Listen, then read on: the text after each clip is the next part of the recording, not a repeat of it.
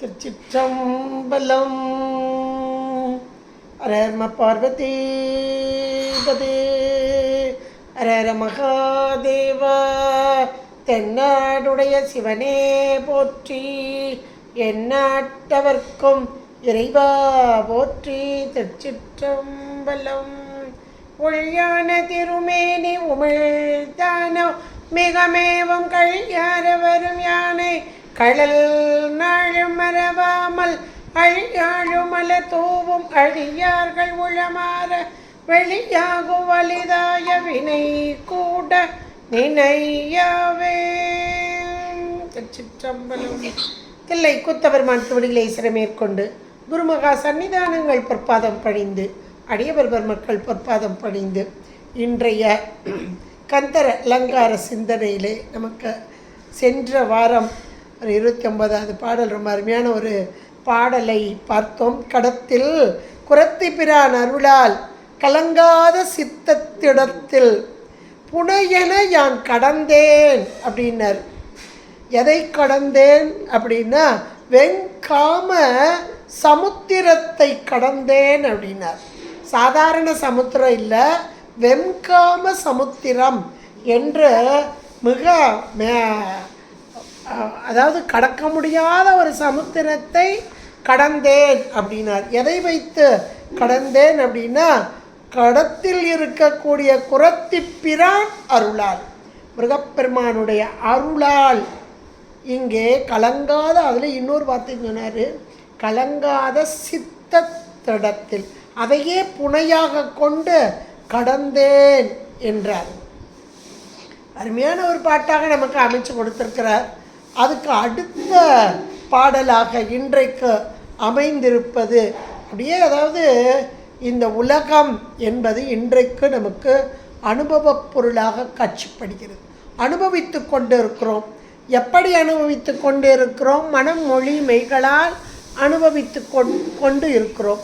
இது எல்லாவற்றையும் இறை வழியிலே செலுத்த வேண்டும். இதைத்தான் நம்ம வரலாறுகள் சொல்லியிருக்காங்க.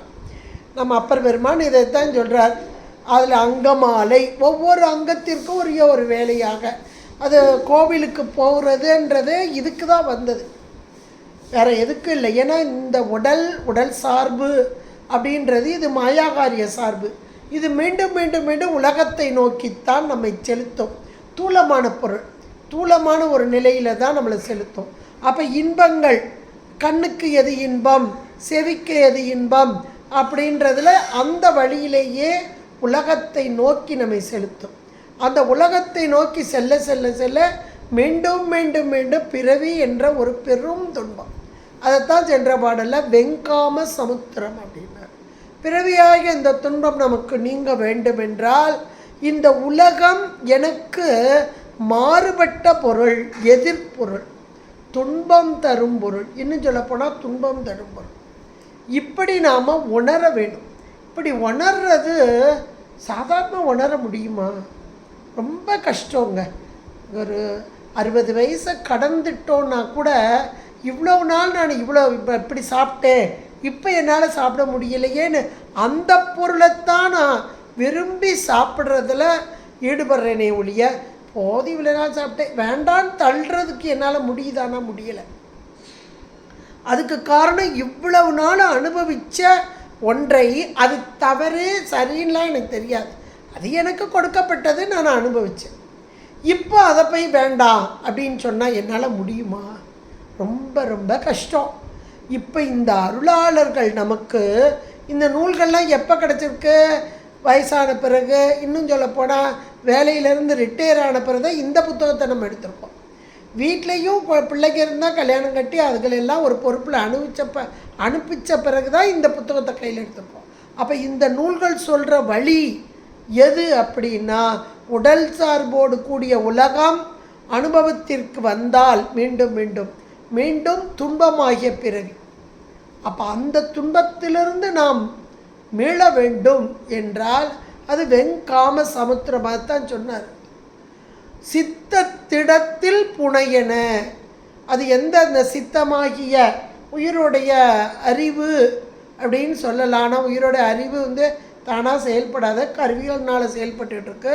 அந்த கருவியில் சித்தம் என்பது உயிருக்கு நெருக்கமான கருவி. அந்த கருவியிலே இறை அருள் பதிவு கொடுத்தால் அந்த திடத்தினால் அதையே புனையாக கொண்டு என்றுதான் சென்ற பாடலில் சொன்னார். இப்போ அடுத்த பாடலில் அதுலேயும் ரொம்ப அழகாக சொல்கிறார். பால் என்பது மொழி, பஞ்சு என்பது பதம், பாவையர் கண் சேல் என்பதாக திரிகின்ற நீ நம்மளை பத்தான் சொல்கிறார். 3 வகையாக துன்பங்கள். அது இங்கே பெண் மயக்கத்தை தான் சொல்கிறாரு. ஆனால் இங்கே பெண் மயக்கம் சொல்லும் போதே நம்ம தத்துவங்கள் மோகினி அது மோகினி தத்துவத்தை எடுத்துக்கணும். மோகினி என்பது பெண் தானே, நம்ம எல்லாம் மயக்கக்கூடியது தானே, அதையெல்லாம் நம்ம இங்கே சொல்லி அப்படிப்பட்ட திரிகின்ற நீ, இந்த 3 வகையாக சொல்லிட்டார். திரிகின்ற நீ அப்போ அதிலேருந்து நான் இப்போ மாறுபடணும், இப்படி மாறுபட்டு வரணும். அப்போ மாறுபட்டு எப்படி வர்றதுன்னா, செந்திலோன் திருக்கைவேல் நம்பர் 1 என்கிளை அப்படின்ட்டார். திருக்கைவேல் என்கிளை, கொற்ற மாயூரம் என்கிளை, ஒன்று வேலு இன்னொன்று மயில், வெட்சி தண்டைக்கால் என்கிளை இன்னொன்று என்னுடைய திருவடி. நல்ல அழகான தண்டை அணிந்த வெட்சி பூவை போன்ற அங்கே கால் தண்டைக்கால் என்கிளை. மனமே எங்கனே முக்தி காண்பது. நல்ல ஒரு அருமையான பாட்டுங்க. முக்தி முக்தின்னு சொல்கிறவே, எனக்கு இனி ஒரு பிறவி வேண்டாம்பா. இப்போவும் நம்ம நிறையா பேர் சொல்லுவாங்க, எப்பா போதும்டா சாமி, இந்த பிறவியோட இனி ஒரு பிறவி எனக்கு வேண்டவே வேண்டாம்னு சொல்லுவாங்க. அப்போ உனக்கு முக்தி வேணும்னு நீ நினச்சியா, அப்போ இது மாதிரி செய் அப்படின்னு. எங்கனே முக்தி காண்பது, முக்தி வேணும்னு நீ நினச்சேன்னா இதே போல் செய்யின்னு ஒரு பக்கம் இப்படி சொல்லி, இன்னொரு பக்கம் இப்படி செய்யாத. அதாவது நல்ல ஒரு அருமையாக கொண்டு வந்திருக்காரு. இந்த 3 வகையில் போகிற மனதை தடுத்து நிறுத்தணும். அது நம்மளால் முடியாது. அந்த 3ஐயும் கொண்டு வந்து இப்படி போடு. அப்படி போடலைன்னா உனக்கு முக்தின்றது என்னைக்கு கிடைக்க போகுது அப்படின்ற மாதிரி இந்த பாடலை அருமையாக கொஞ்சம் கொண்டு வந்து அமைச்சு கொடுத்துருக்கிறார். போன பாட்டில் சொன்னதோடைய தொடர்ச்சியும் கூட சொல்லலாம். அதை வெங்காம சமுத்திரத்தை, அந்த சமுத்திரமே அப்படின்னாரு.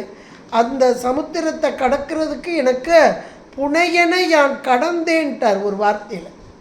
அதை என்னுடைய திருவருள், முருகப்பெருமானுடைய திருவருள் கூடி நின்றதால் நான் கடந்தேன் அப்படின்ட்டார். இந்த அருளாளர்கள் இப்படி நூல்கள் செய்யவில்லை என்றால் நம் போன்றவர்களுக்கு எந்த ஒரு உணர்வு ஏற்படாது.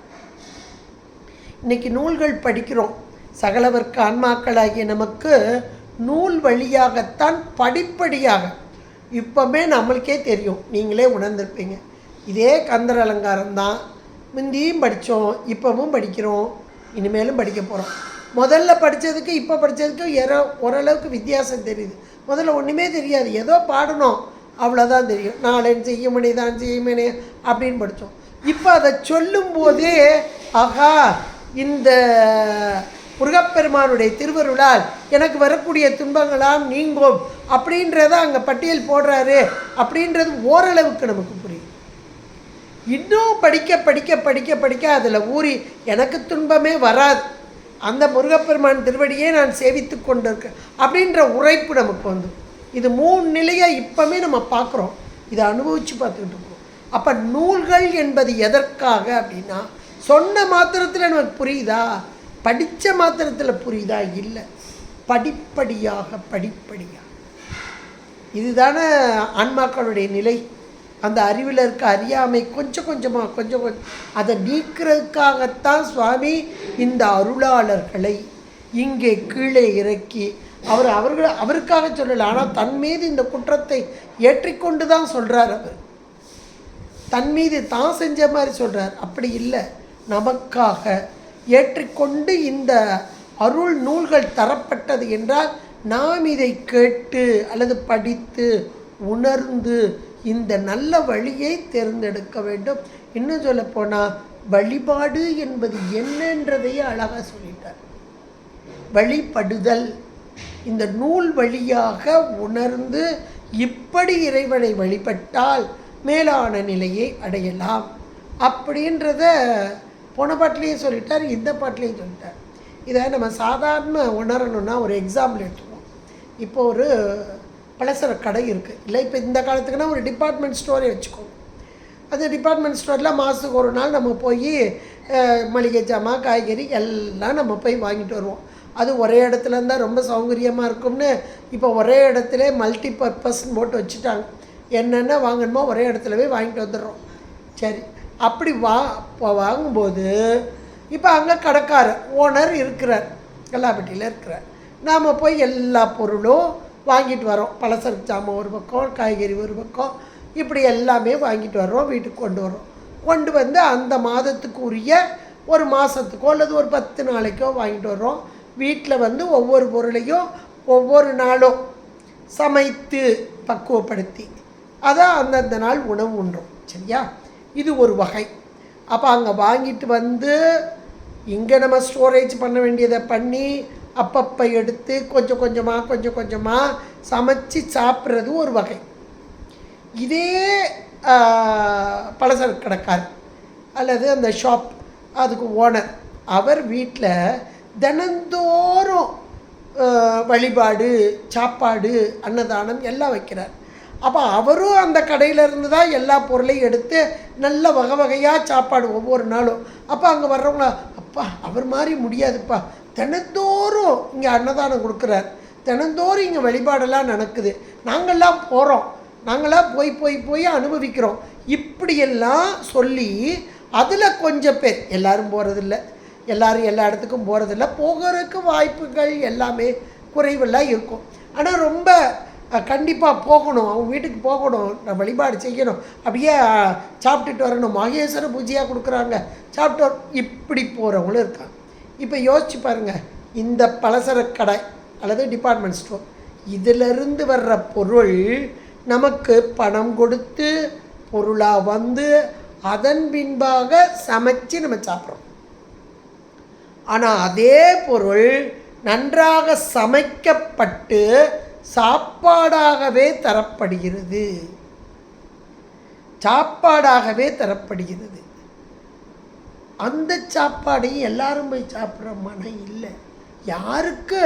கொடுப்பினை உள்ளவர் வாருங்கள் கோகலிநாதனை காணுங்கள் பார். அது யாருக்கு கொடுப்பினை இருக்கோ அவங்க தான் போக முடியும். ஒரு 10 பைசா செலவில்லாமல் போய் இருந்து நல்ல சந்தோஷமாக பாடிட்டு நல்லா சாப்பிட்டுட்டு நிம்மதியாக சந்தோஷமாக வர்றாங்க பாருங்க.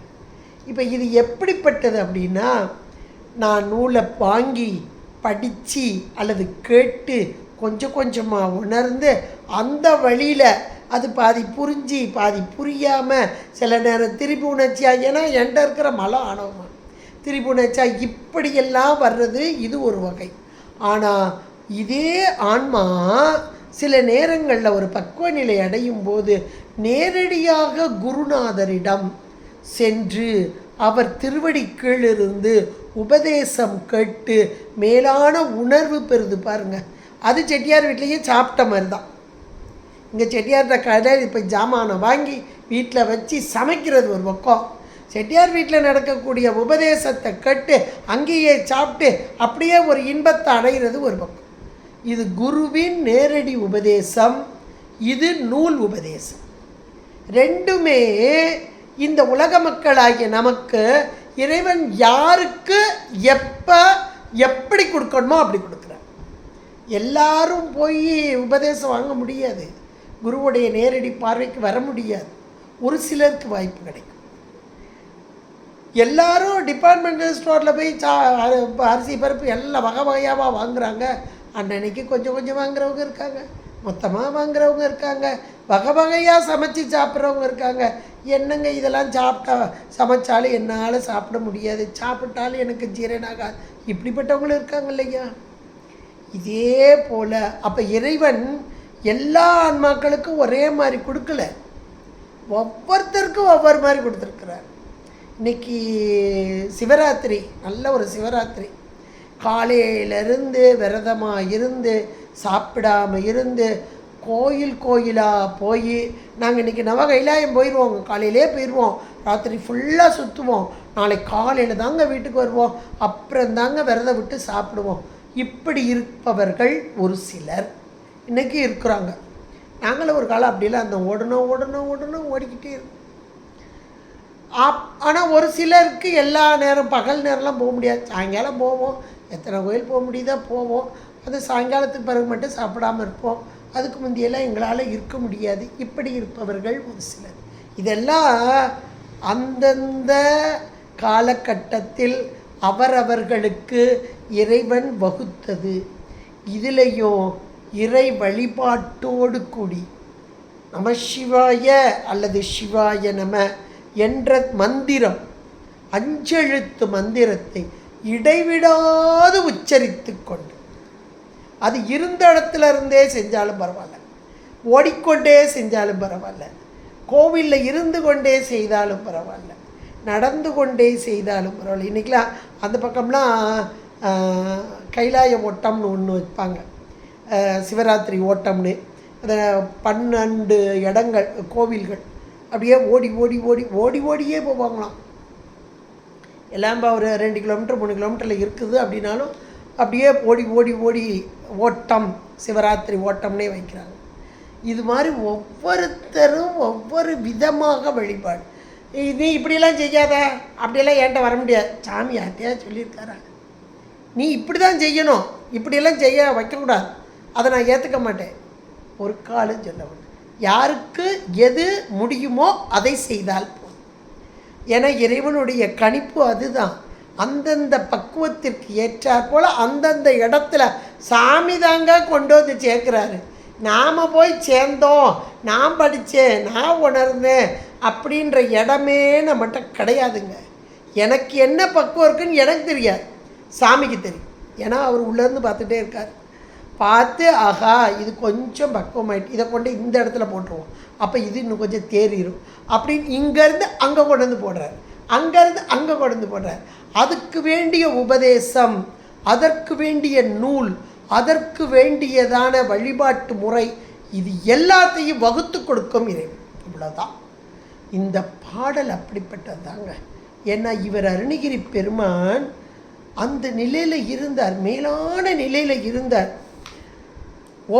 அவருடைய வாழ்க்கை எப்படின்னு சொல்லும்போது அவருடைய வாழ்க்கை வரலாறுலாம் நமக்கு ரொம்ப தெளிவாக வரலை. ஆனால் இவருடைய வார்த்தைகள் வைத்து இவர் இவ்வளோ தப்பு செஞ்சுருக்கார், அப்புறம் மாதிரி இருக்கார் அப்படி சொல்கிறவங்கெல்லாம் கூட உண்டு. ஆனால் இவர்கள் அப்படிப்பட்டவர்கள் இல்லை. ஏன்னா இறைவனுடைய திருவருளுக்கு பாத்திரமானவர்கள் அனைவரும் இதே திருவருளை எல்லாரும் அடைய வேண்டும். யாப்பெற்ற இன்பம் பெருக இவ்வையகம் என்ற கருணை, அந்த பெரும் கருணையினாலே அந்த தவறுகளையெல்லாம் தன்மீது ஏற்றிக்கொண்டு நீ இப்படி இருக்காத, நான் இவ்வளவு காலம் இப்படி இருந்தேனே, நீங்கள் அப்படி இருக்காதீர்கள் என்பது போல அந்த உணர்வோடு, அதைத்தான் இங்கேயும் இந்த பாடல்லையும் அழகாக கொண்டு வந்திருக்கிறார். நமக்கு நாம் முக்தி பெற வேண்டும் என்றால் எப்படி முக்தி பெறுவது அப்படின்றத இங்கே கொண்டு வர்றார். இந்த ஆன்மாக்களாகிய உயிர்களாகிய நாம் ஒரு அறிவு பொருள், அறிவிலே இருக்கும் அறியாமையினால் ஒன்றையும் அறியாத நிலையிலே இறைவன் இந்த உடல் கொடுத்து, உலகம் கொடுத்து, அனுபவமும் கொடுத்து, அந்த அனுபவத்திலே படிமுறையிலே ஒவ்வொரு படிப்படியாக அந்த கல்வி என்பது ஏட்டுக்கல்வி அல்ல, அருள் கல்வி. அந்த அருள் கல்வியையும் அப்படியே கொஞ்சம் கொஞ்சமாக எந்த காலத்தில் கொடுத்தா இந்த ஆன்மா ஏற்றுக்கணும் அப்படின்னு பார்த்து அந்த ஆன்மாவுக்கு முதல்ல ஒரு காலகட்டத்தில் இதே அருள் கிடைத்தா நம்ம ஏற்றுக்க மாட்டோம். ஏன்னா அந்த நேரத்தில் உலகத்தை அருமையாக இன்பமாக அனுபவிச்சுட்ருப்போம், குழந்தைகளோடு கணவனோடு அப்படி வெளியே உள்ள இன்பத்தெல்லாம் அனுபவிக்கிற நேரத்தில் அருளாதேதான் இருங்க பிற பார்ப்போம் அப்படின்டுவோம். ஆனால் அதே ஆன்மா உடம்பு ஆன்மா அதுதான் இந்த காலகட்டத்தில் வரும்போது ஆமாம் இங்கே போனால் நல்லா இருக்குமே, மனசுக்கு ரொம்ப கவலையாக இருக்கே, ஏனே தெரியல, இவ்வளோ பிரச்சனைகளாக இருக்கே அப்படின்னு அங்கே போய் உட்காரும்போது அங்கே குருநாதருடைய வார்த்தைகள் அது நூலளவில் இருந்தாலும் சரி, அந்த உபதேசமாக இருந்தாலும் சரி, நேரடியாக கேட்டாலும் சரி, அப்படியே அந்த நேரம் ஏற்றுக்கொள்ளும் பக்குவம். எந்த நேரத்தில் நாம் ஏற்றுக்கொள்வதற்கு தயாராக இருக்கிறோமோ அந்த நேரத்தில் இறைவன் அவர்கள் மூலமாக நமக்கு உணர்த்திடுகிறார். அப்போ உணர்த்துவது யார் என்றால் இங்கே இருக்கும் உடம்பெடுத்த ஆன்மாக்கள் அல்ல, உயிருக்கு உயிராக நம்மை செலுத்தி கொண்டிருக்கும் சிவம் இந்த உடம்பின் மூலமாக, இந்த ஆன்மாவின் மூலமாக நமக்கு இங்கே உபதேசம் செய்கிறார் என்று ஏற்றுக்கொள்ள வேண்டும். இவ்வளவுதாங்க இந்த பாடல். அதுதான் இந்த பாடல் மூலமாக அருமையாக இங்கே சொல்கிறார். பால் என்பது மொழி 3 வகையாக சொல்கிறார். அழகான இளம் பெண்களை வைத்தே சொல்கிறார். அப்படியே பெண்களோட அந்த பெண் அப்படி பேசிட்டான்னா என்ன அப்படியே பால் மாதிரி இருக்குப்பா அப்படிங்கிறார். பால் என்பது அவருடைய வார்த்தைகள் அப்படியே பால் மாதிரி அவ்வளோ ஒரு இனிமையாக இருக்குது. பால் என்பது வயதானவங்களுக்கும் அது குடிக்கிறதுக்கு வசதியாக இருக்கும், குழந்தைகளுக்கும் ரொம்ப பிடிக்கும். இன்னும் சொல்லப்போனால் சுகமில்லாதவங்களுக்கும் வேறு உணவே சாப்பிட முடியாது. அப்போ பால் தான் ரொம்ப இனிமை தரக்கூடியதாக இருக்கும். அது இந்த பெண்கள் நல்லாவே பேசலை, ஆனால் அது ரொம்ப அழகாக இருக்குது அந்த பெண்கள் இளமை. ஆனால் அவர்கள் வாயிலிருந்து வர்ற வார்த்தைகள் அப்படி ஒரு பால் போல இருக்கா. பால் என்பது மொழி, பஞ்சு என்பது பதம். ஆகா, அது நடந்து வந்தால் என்ன அழகுப்பா, அப்படியே பஞ்செல்லாம் தோற்றுரும். அது மாதிரி அன்ன நடை என்று கூட சொல்வார்கள். 2வது அந்த பதம், அந்த கால்.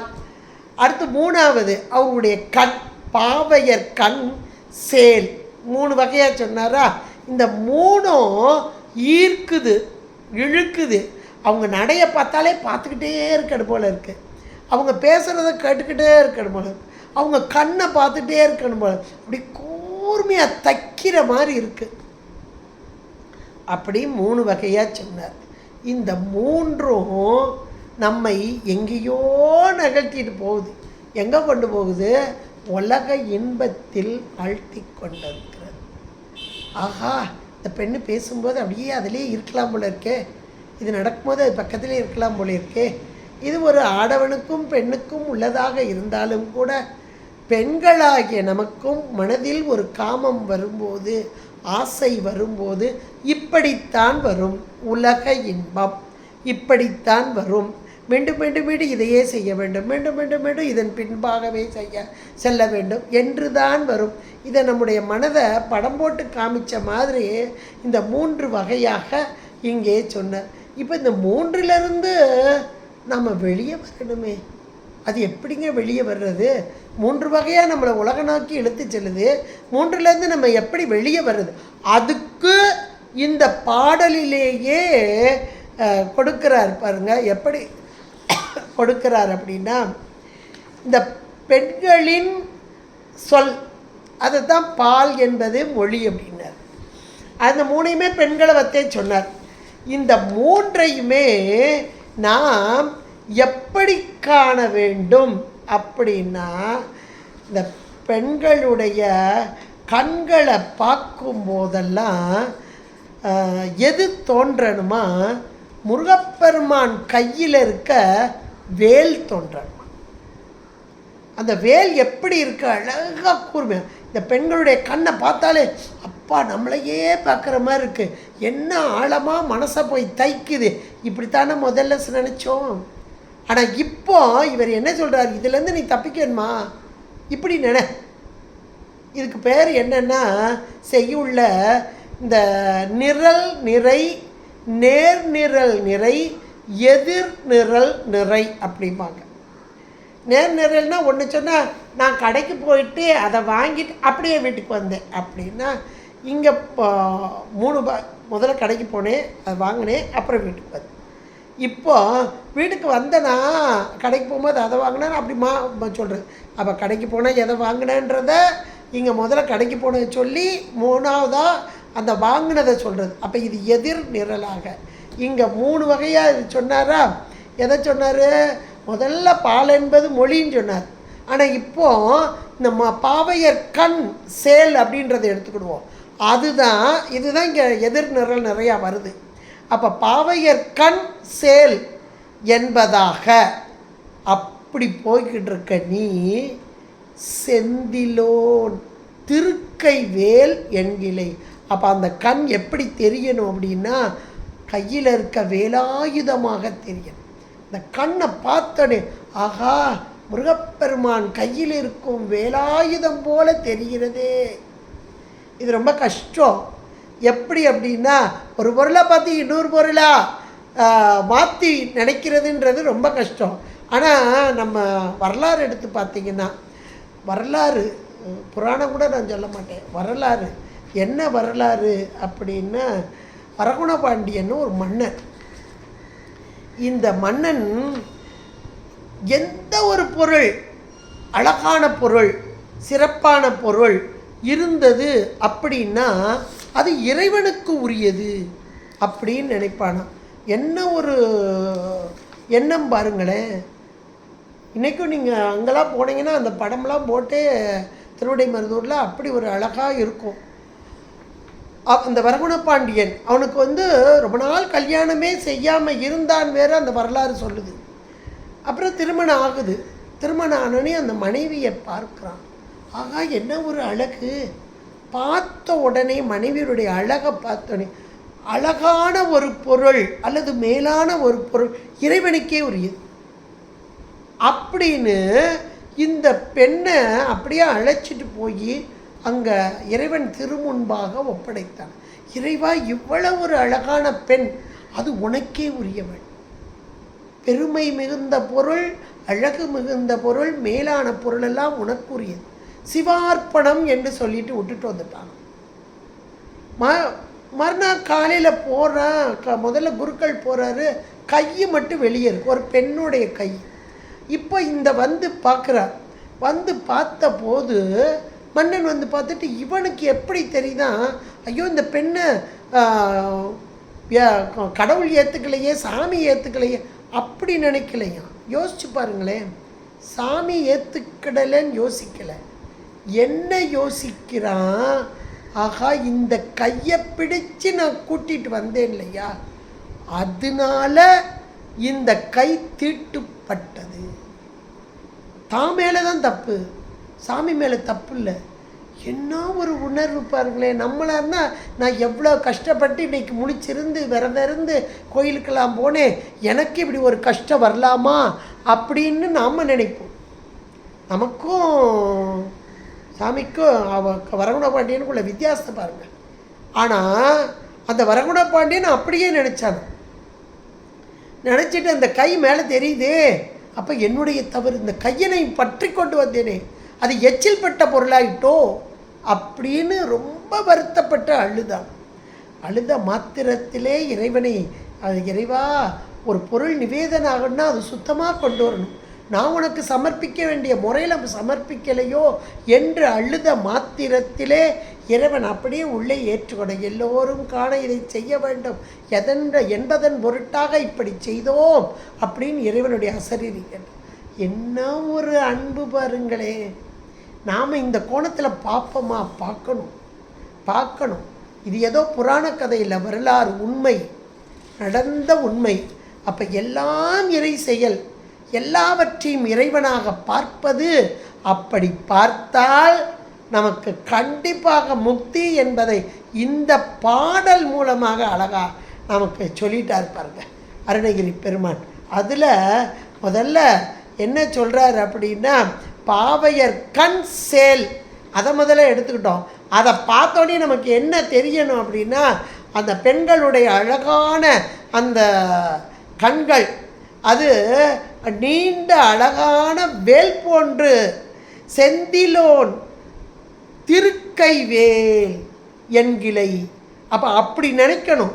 அந்த கண்களை பார்த்த மாத்திரத்தில் இது இறைவன் எம்பெருமான் திருக்கை வேல் போன்று இருக்கிறதே என்று நினைக்கணுமா.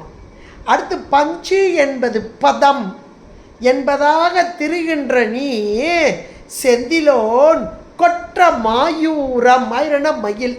ஆகா, அந்த மயில் நடந்தா எப்படி இருக்குப்பா, அது போல இருக்கிறதே. மயிலாக பார்க்க வேண்டும். பெண்களின் நடை மயிலின் நடையாக, அந்த மென்மை அது போல. அடுத்து பால் என்பது மொழி என்பதாக திரிகின்ற நீ செந்திலோன் வெற்றி தண்டை கால். அந்த தண்டை அணிந்த அந்த கால் அப்படியே சப்தம் ஒலி. தண்டை தண்டைய நீ வெண்டயம் என்று பாடுவார். அந்த தண்டையிலிருந்து வரக்கூடிய சப்தம் ஒலி, அப்படி ரீங்காரம். அது போல ஆகா, இந்த சப்தம் அங்கே முருகப்பெருமானுடைய தண்டை ஒலியை நமக்கு இங்கே உணர்த்துகிறதே என்று நினைக்கணுமா. 3 வகையா அதை எதிர் நிரல் நிறையில் அழகா காமிச்சு, பால் என்பது மொழி, பஞ்சென்பது பதம், பாவையற்கண் சேல் என்பதாக திரிகின்ற நீ ஒவ்வொன்றையும் இப்படி கொண்டு கூட்டணும். பால் என்பது மொழி என்று திரிகின்ற நீ அப்படின்னு கொண்டு வரணும். அந்த முதல்ல பால் என்று கொண்டு வரும்போது வெற்றி தண்டை என்கிளை, செந்திலோன் வெற்றி தண்டை, இப்படி ஒவ்வொன்றையும் இப்படி எழுதிக்கோங்க. பக்கத்தில் ஒரு நோட்டு போட்டே எழுதுங்க, அப்போ நமக்கு நல்லா புரியும். பால் என்பது மொழி என்று திரிகின்ற நீ செந்திலோன் வெற்றி தண்டை என்கிளை. 3வது எதிரில் நிரலையா வருது. பஞ்சென்பது பதம் என்று திரிகின்ற நீ செந்திலோன் கொற்ற மாயூரம் என்கிளை. 2வது வரி எப்படி கொண்டு வரணும். பாவையர் கண் சேல் என்பதாக திரிகின்ற நீ செந்திலோன் திருக்கைவேல் என்கிளை.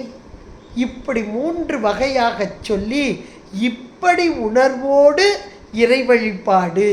அப்போ உலகத்தை நோக்கி செலுத்தும் இந்த மனம் யாரை சொல்கிறாருன்னா, கண்ணை பார்த்து சொல்லலை, மொழியை பார்த்து சொல்லலை, எதை பார்த்து சொல்கிறாருன்னா மனமே. மனமே எங்கனே முக்தி காண்பதுவே. ஏன் இந்த இடத்துல மனத்தை கொண்டு வர்றாருன்னா, இப்போ அழகான பெண்களுடைய மொழியை கேட்பது செவி, அவருடைய திருவடி கால் அழகை பார்க்குறது அப்படின்றது கண்ணு. ஆனால் அதெல்லாம் அவர் சொல்லலை, மனத்தைத்தான் சொல்கிறார். கண்ணையோ காதை செவியையோ சொல்லலை. ஏனென்றால் இந்த மனம் என்ற ஒன்று தான் பற்றுதல். அந்த கரணங்களில் ஒன்றாக இருந்து இந்த கண் செவி, அதாவது மெய்வாய் கண் மூக்கு என்ற இந்திரியங்கள் வாயிலாக இந்த கருவிகளை கொண்டு தான் வருது. அது கொண்டு வந்து பொதுக்காட்சியாக தான் கொடுக்குது. இந்த மனம்தான் தன்மையை இந்த மனத்தோடு கூடி நின்று தான் அது செய்யுது, தானாகவும் செய்யாது. அந்த மனம்தான் இத்தனைக்கும் காரணமாக. அதனால தான் மனத்தை சொல்கிறாரு, மனமே எங்கனம் முத்தி காண்பதே. அதனால் கண்ணை அடக்கு, செவியை அடக்கு, எதுவும் சொல்லலை. இந்த மனத்தை பார்த்து சொல்கிறார், மனமே என்கிறார். அப்போ இந்த மனத்தின் எண்ணங்கள், கண்கள் பார்ப்பதெல்லாம் இறைவனுடைய திருவடியாக, செவிகள் கேட்பதெல்லாம் அவருடைய தண்டை கால் ஒலியாக, சப்தமாக.